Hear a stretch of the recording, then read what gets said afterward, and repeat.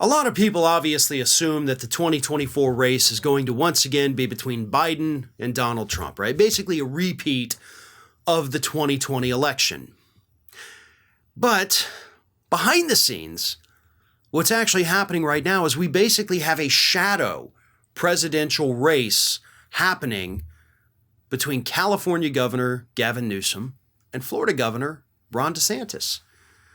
Those are the two names that are both starting to emerge as possible real contenders for 2024. Obviously, DeSantis' name has been out there much longer than Newsom's has, but new polls show that Newsom actually polls better than Vice President Kamala Harris. Now, I don't know if he polls better than Biden right now, but Biden's poll numbers are about as low as you could possibly get. He should not seek a second term.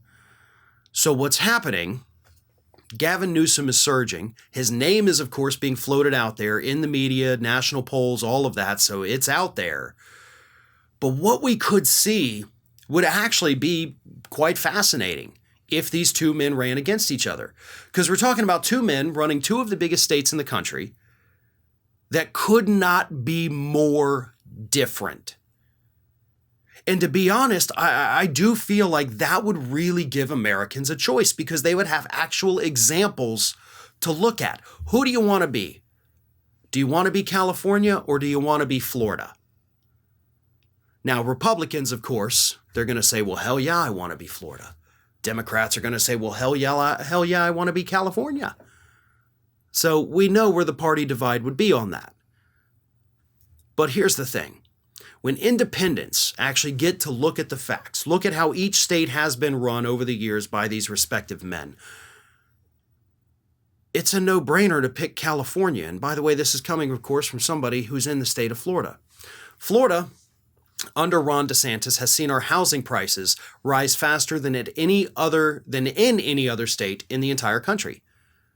We are now one of the most unaffordable states to live in. Inflation is killing us. We're destroying our own environment with these toxic algae blooms.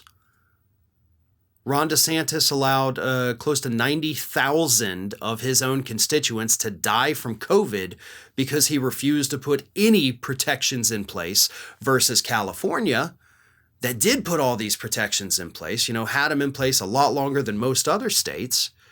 And they did not percentage-wise see the same amount of death that we saw here in the state of Florida. Obviously, by virtue of having tens of millions of more residents, they saw more death, but they had a lower percentage, right? They had a lower death rate than what we had here in Florida. So again, that's another parallel. State of California got a budget surplus. Over here in Florida, not so much. Not so much. We've cut taxes in the state for businesses. We've banned books. We've banned math books. We've made it legal to run over protesters if they're in the middle of the street. We've got our abortion ban, of course, that the courts are currently holding up. But we've had the voting restrictions. We've had all these horrible things under Ron DeSantis. This is, ground zero for his culture war. The entire Republican Party's culture war, really. California has none of that. The two states could not be more different. And I know Republicans love to talk about, but California with all the homeless people. Again, listen, I'm in Florida. I can't drive to and from work every day without seeing homeless people on the corner. Most of them homeless vets, because the area I'm in is actually surrounded by 3 different military bases. So don't give me that crap about California, because we've got homeless problems here that are so bad that they've enacted a lot of the things that California has done, like, you're not allowed to legally panhandle anymore. You can't be here. We're putting up all the things on the benches so they can't sleep there. Like, we're doing that here too. It's just that the media doesn't cover it when it happens here, but they do cover it when it happens in California. We're just as cruel to the homeless people as those folks in California can be too. So don't give me that crap. Don't act like Florida doesn't have those same exact problems that we try to pin on California. Don't act like Texas doesn't or New York doesn't. We all do. And we're all failing on that particular issue, by the way. But beyond that, there could not be a more stark difference between these two states.